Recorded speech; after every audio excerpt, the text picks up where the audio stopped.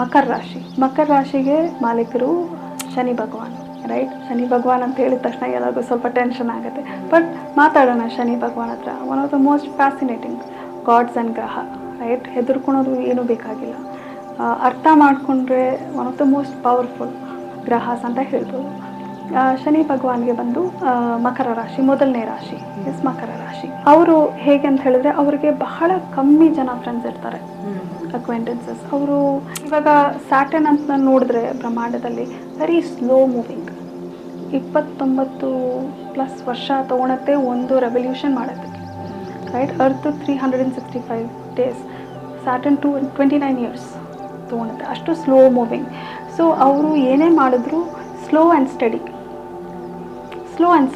Progress ಮಾಡಬೇಕು.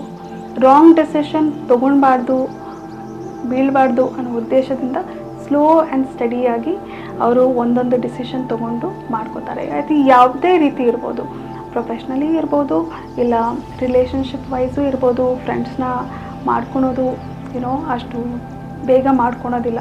ನೀವು ಮಕರ ರಾಶಿಯವ್ರನ್ನ ಹೋಗಿ ಇವ್ರನ್ನ ಹೋಲಿಸೋಣ, ಇಲ್ಲಾಂದರೆ ಅವ್ರನ್ನ ಸ್ವಲ್ಪ ಚೆನ್ನಾಗಿ ಮಾತಾಡಿಕೊಂಡು ಫ್ರೆಂಡ್ ಮಾಡ್ಕೊಳೋಣ ಅಂತ ಹೇಳಿದ್ರೆ ಕಷ್ಟ ಅದು. ಅವರು ತೀರಾ ಅವ್ರನ್ನ ಪ್ರೇಸ್ ಮಾಡಿಬಿಟ್ರೆ, ಹೊಗಳ್ಬಿಟ್ರೆ ಅವ್ರು ಗೊತ್ತಾಗ್ಬಿಡುತ್ತೆ ಇವರು ಫೇಕ್ ಮಾಡ್ತಿದ್ದಾರೆ, ನಿಜ ಇಲ್ಲ ಇದು ಅಂತ. ಆ್ಯಂಡ್ ಈವನ್ ಎಸ್ಪೆಷಲಿ ಫೀಮೇಲ್ಸ್, ಹೆಂಗಸರು, ಮಕರ ರಾಶಿ ಉಳ್ಳ ಹೆಂಗಸರು, ಅವರು ವೆರಿ ಹೆಲ್ದಿ ಬೌಂಡ್ರಿ ಇಟ್ಕೋತಾರೆ. ಮೇಲ್ ಫ್ರೆಂಡ್ಸ್ ಆಗಿರ್ಬೋದು, ಅವ್ರ ಕೊಲೀಗ್ಸ್ ಆಗಿರ್ಬೋದು, ವೆರಿ ಹೆಲ್ದಿ ಬೌಂಡ್ರಿ. ಆ ಲೈನ್ನ ಕ್ರಾಸ್ ಮಾಡೋಕ್ಕೆ ಬಿಡಲ್ಲ, ಅದು ಸ್ವಲ್ಪ ಫರ್ಮ್ ಇರ್ತಾರೆ ಆ ರೀತಿಯಲ್ಲಿ. ಸೊ ಅದು ಮಕರ ರಾಶಿ. And but Makar ರಾಶಿಗೊಂದು